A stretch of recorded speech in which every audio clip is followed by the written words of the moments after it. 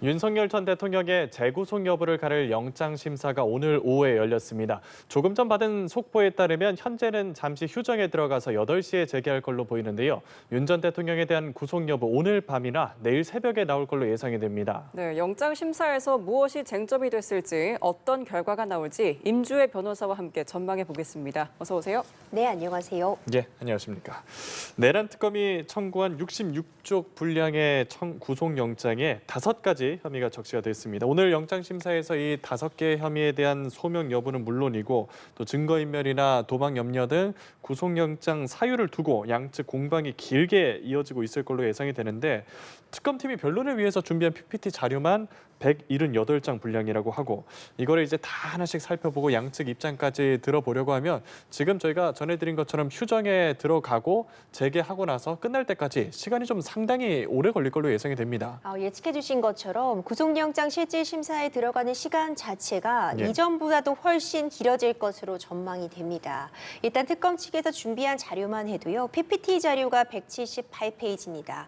당연히 이에 대해서 윤석열 전 대통령 측에서는 반박하는 내용을 준비하기 때문에 기간이 길어질 수밖에 없어 보입니다. 이전에 있었던 내란죄 형사 이 수사 과정에서 그때도 공수처의 영장에 구속영장 실질심사 기간을 거쳤었는데요. 당시에는 심사에 5시간이 좀 안 되게 걸렸습니다. 그런데 이미 지금 휴정을 하기까지 5시간 정도가 소요가 되었거든요. 네. 예. 이번에는 그보다 훨씬 더 긴 기간 동안 구속영장 실질심사가 이루어질 것으로 보이고요.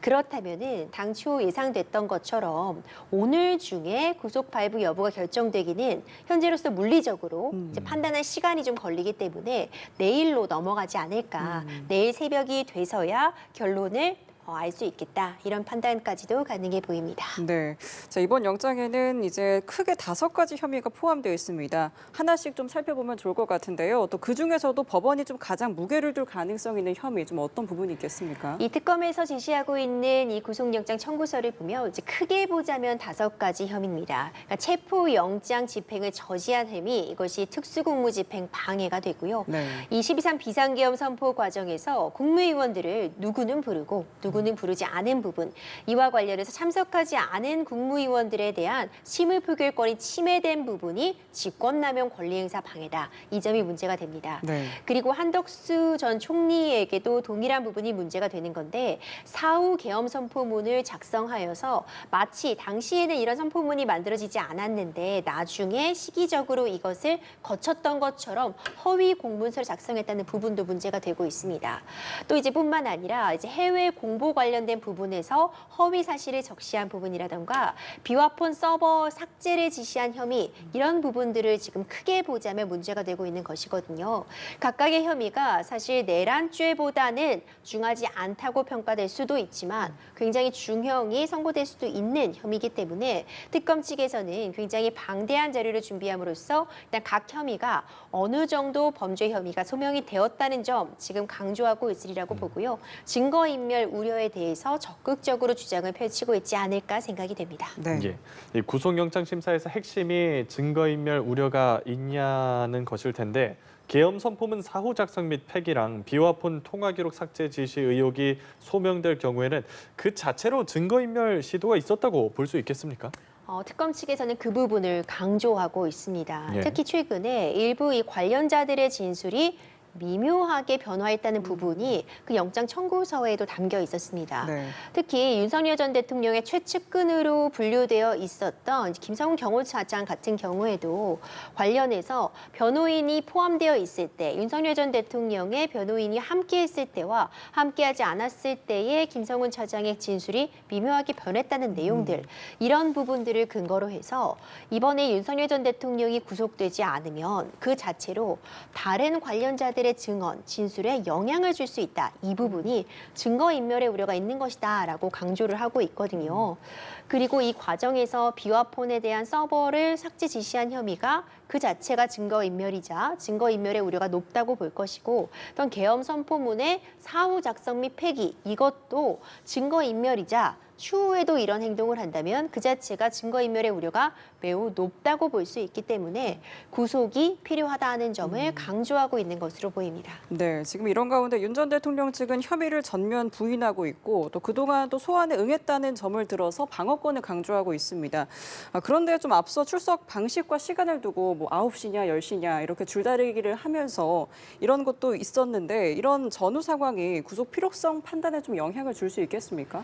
그러니까 구속이 필요한지를 판단할 때는 이제 범죄 혐의가 어느 정도 소명이 되었는가 이 부분을 보고요. 그 다음에 필요한 것이 바로 도망의 우려가 있느냐, 증거인멸의 우려가 있느냐 이 부분을 중점적으로 살피게 됩니다.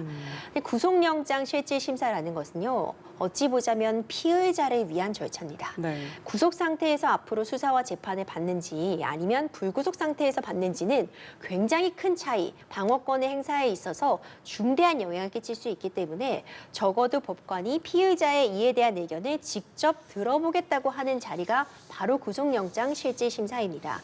그렇기 때문에 방어권 행사 측면을 재판부에서도 귀 기울여 들어줄 수밖에 없거든요.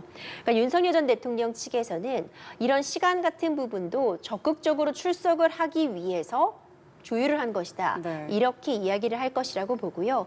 특히 이전에 체포영장이 청구되었을 때 발부가 되지 않은 사유 가운데 지금 윤석열 전 대통령이 자진해서 출석할 것을 얘기하고 있기 때문에 체포의 사유가 없다고 보았잖아요. 이런 부분들을 보자면은 단순히 뭐 일정을 계속 조율한다거나 시간에 있어서 시간 변경을 요구했던 사정만으로 구속 발부 가능성, 구속영장 발부 가능성을 높인다고 볼 수는 없을 것 같은데 네. 전후 사정이 고려는 될 수 있을 것 같습니다. 계속해서 어떤 절차에 이의 제기하는 부분은 방어권을 행사하는 측면에서 허용되는 부분이 분명히 있지만 또 특검 측에서는 이를 역이용해서 불복하고 있다. 결국 최종적으로 어떤 사법부의 판단을 받아들여도 승복하지 않을 가능성이 있기 때문에 이것 자체가 도망의 우려가 있다라는 이야기도 할 수 있어 보이거든요.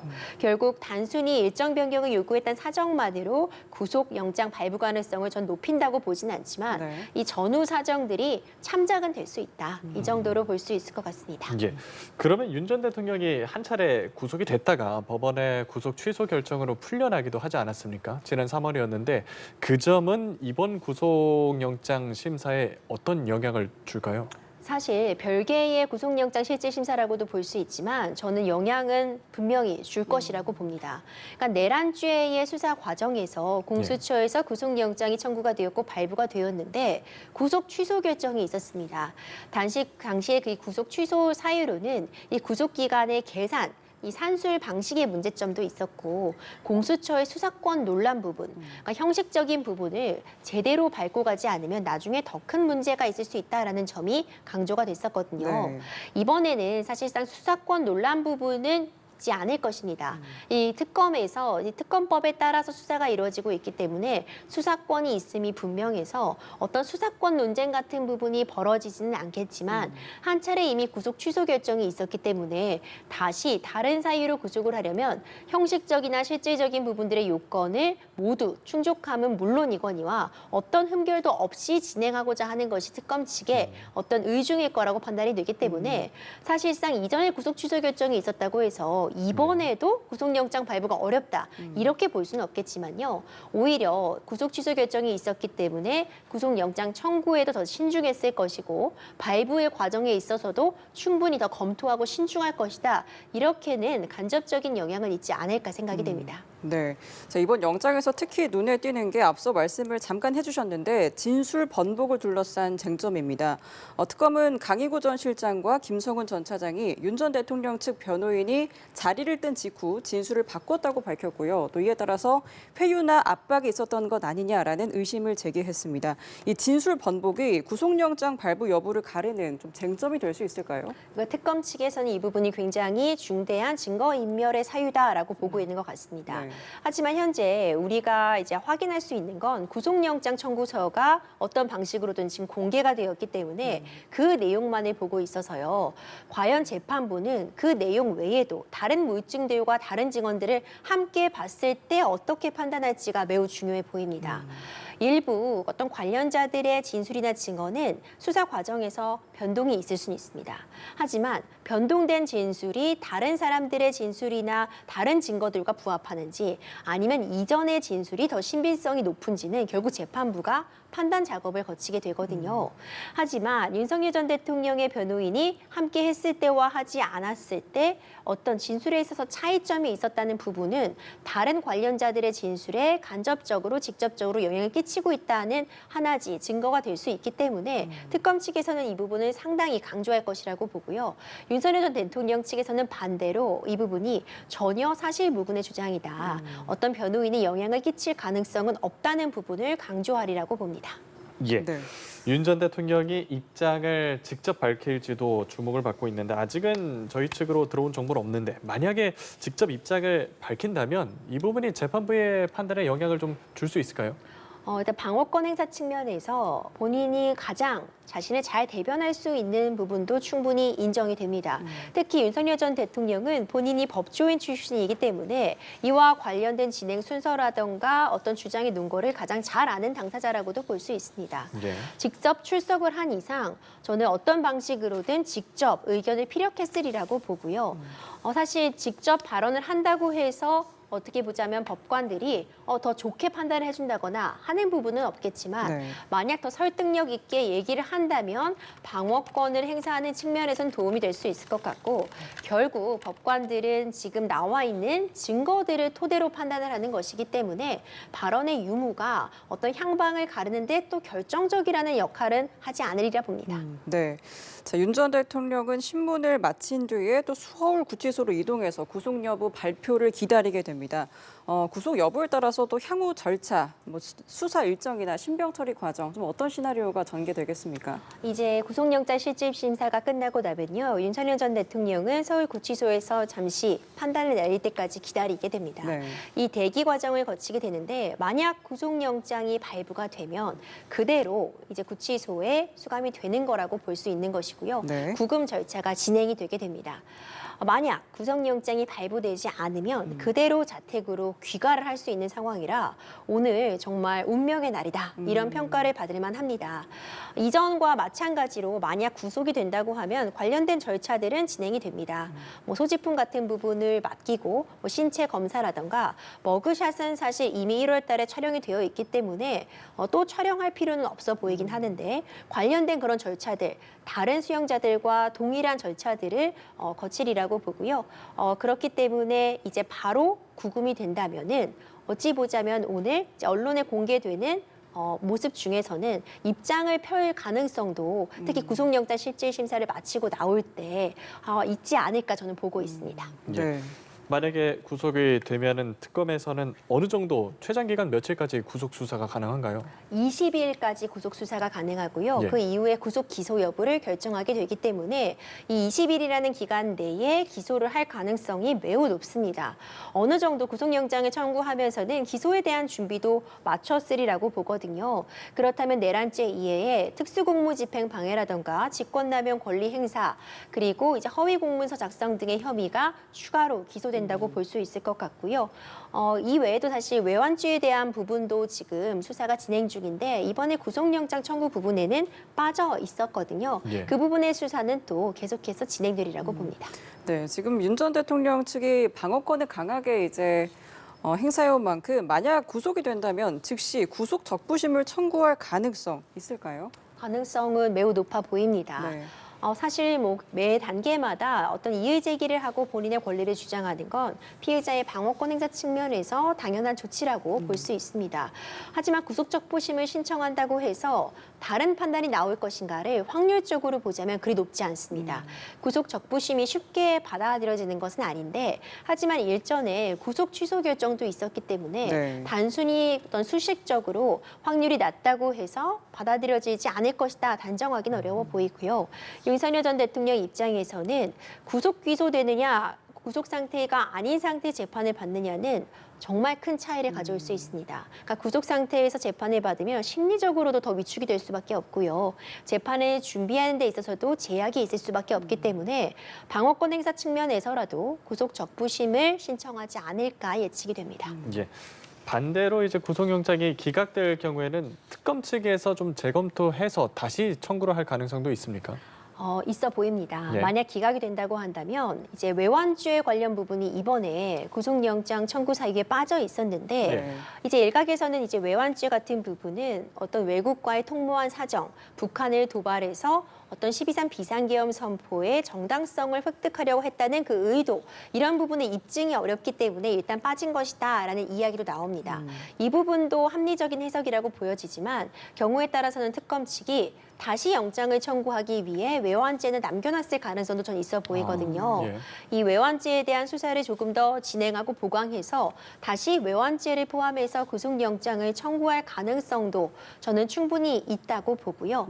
아마도 특검은 지금 사실 특검 출범 초기이기 때문에 상대적으로 뭐 특검이 수사 중반이나 후반에 구속영장을 청구했다가 인정되지 않은 것보다는 타격이 초반에 있기 때문에 적다고도 판단할 수 있을 것 같습니다. 네. 그러니까 경우에 따라서는 구속영장이 발부되지 않았을 때는 외환죄 같은 부분을 남겨두었다가 추후에 더 보강을 해서 다시 한번 영장을 청구할 가능성도 저는 있다고 봅니다. 네, 그래서 이번 내란 특검이 김건희 여사 해병 특검과 함께 3대 특검 중에 가장 먼저 승부수를 던진 셈이잖아요. 만약 오늘 구속영장이 기각이 된다면 이런 다른 특검들에도 좀 직간접적인 영향이 있을 것 같은데요. 그렇죠. 간접적인 영향은 있을 수 있겠죠. 내란 특검이 굉장히 속도전을 냈고 지금 성과를 내고 있습니다. 네. 체포영장은 발부되지 않았지만 결과적으로 이 체포영장이 한번 신청됐던 사유 때문에 윤석열 전 대통령이 2차례나 소환에 응했습니다. 그러니까 굉장히 신속하게 수사가 진행이 되고 있는데 이번에 구속영장이 발부가 되지 않으면 이런 신속한 수사에 한번 브레이크는 밟힌 것이다. 이렇게 보여집니다. 다만 지금 3가지 특검이 동시에 돌아가고 있기 때문에 이번에 구속영장이 발부되지 않는다고 해서 여기서 끝은 아니거든요. 계속해서 다른 특검에서도 윤석열 전 대통령 부부를 향해서 계속해서 어떤 이런 인신을 구속하기 위한 시도는 계속할 수 있어 보이기 때문에 수사 동력에 있어서 좀 차질은 발생하겠지만 앞으로도 계속 이와 관련된 절차들은 특검 측에서 진행을 하리라고 봅니다. 네. 예, 김건희 특검팀 얘기를 좀 해보면 이른바 집사 게이트에 대한 수사가 본격화했는데 특검에 따르면 김모 씨가 4월 해외로 출국해서 지금까지 귀국을 하지 않고 있다고 합니다. 그러면 방식이 어떤 식으로 수사가 진행될까요? 이 이른바 집사 게이트는 다른 혐의보다 상대적으로 덜 알려져 있었는데 네. 이번에 김건희 여사 특검법에서 굉장히 좀 밀도 있게 조사를 진행하고 있는 것으로 보입니다. 그러니까 김건희 여사와 친분이 굉장히 있는 것으로 알려져 있는 김모 씨가 마치 집사 역할을 했다 이런 이야기가 전해지는데 네. 이 김모 씨가 운영했던 사업체가 사실상 부실한 업체로 보임에도 불구하고 어떤 대기업들로부터 180억 원 가량의 투자금을 유치했다는 부분이 문제가 되는 겁니다. 특검 측에서는 이것이 어떤 김건희 여사에게 어떤 청탁이나 알선을 하기 위한 대가가 아니냐 이런 부분에 좀 의심하고 있는 상황으로 보입니다. 그런데 여기서 중요한 역할을 담당한 이 김모 씨가 4월에 출국을 했다는 겁니다. 네. 이 4월이라는 시점도 좀 공교로운 것 같은데요. 윤석열 전 대통령의 파면 결정이 있었죠. 파면 선고도 있었고 각종 의혹에 대한 수사가 본격적으로 시작이 됐다는 시점이라는 점에서 증거인멸이라던가 수사를 회피하기 위해 출국한 것이 아니냐. 또 이런 부분까지 특검에서 들여다보고 있다고 밝히고 있습니다. 이제 여권을 무효화 조치를 두었기 때문에 어떤 방식으로든 소환을 통한 조사를 이루려고 한다. 이런 부분을 특검 측에선 강조하고 있습니다. 네, 지금 김건희 특검이 삼부토건 전 현직 대표에 이어서 오는 16일엔 이른바 명태균 의혹의 제보자인 강혜경 씨를 참고인으로 부르기로 했습니다. 이 소환 수사를 본격화하는 모습인데 이 수사 속도나 방향 좀 어떻게 평가하십니까? 이 김건희 특검팀 역시도 정말 속도를 내고 있어 보입니다. 특히 상대적으로 덜 알려졌던 그런 사건들부터 좀 수사를 하는 모습을 보여주고 있는 것 같습니다. 네. 대표적인 것이 이 뭐 삼부토건 관련된 부분이라던가 이른바 집사 게이트 이런 부분들은 뭐 명태균 게이트라던가 다른 여타 건진법사 의혹 같은 부분보다 덜 알려져 있다고 보여지거든요. 네. 이제 물증도 상당 부분 확보하고 있는 것으로 보입니다. 뭐 도이치모터스 주가 조작 의혹에서는 통화 내용 같은 부분들을 이미 확보했다고 전해지고요. 삼부토건 등도 압수수색을 단행함으로써 물증들을 지금 차곡차곡 모아가고 있는 과정으로 보입니다. 그리고 관련자들에 대한 소환도 지금 줄줄이 이루어지고 있기 때문에 머지않은 시간 내에 김건희 여사에 대한 소환 조사가 있지 않을까 충분히 예측이 가능하고요. 김건희 여사뿐만 아니라 윤석열 전 대통령에 대한 소환 역시도 좀 시도할 가능성이 매우 높아 보입니다. 예, 알겠습니다. 오늘 잠시 휴정에 들어간 윤 전 대통령에 대한 구속영장 심사 쟁점들 그리고 기타 특검에 대한 얘기 임주혜 변호사와 함께 나눠봤습니다. 오늘 말씀 고맙습니다. 고맙습니다.